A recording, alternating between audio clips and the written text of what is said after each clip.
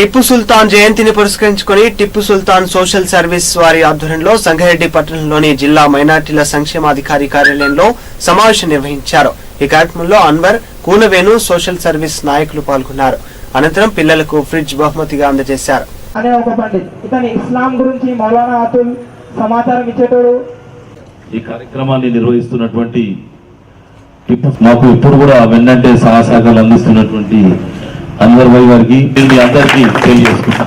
అటువంటి ఆయన పాలన నాకు తెలిసిన మటుకు ఆయన ఎటువంటి పాలన చేసినట్టు నిజంగా చెప్తున్నా కదా, మనం అందరం కూడా ఒకసారి సోచాంచుకోవాలి.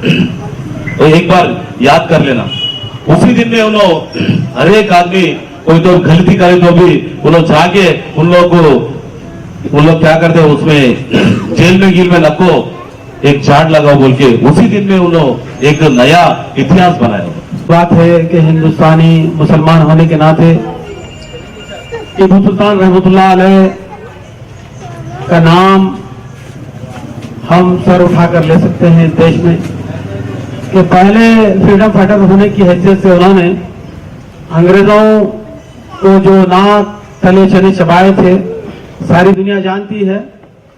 जरूरत इस बात की है कि आने वाले जनरेशन को उनकी तारीख से वाकिफ कराना ये हमारी जिम्मेदारी है कि टिपू सुल्तान कैसे मर्द मुजाहिद थे.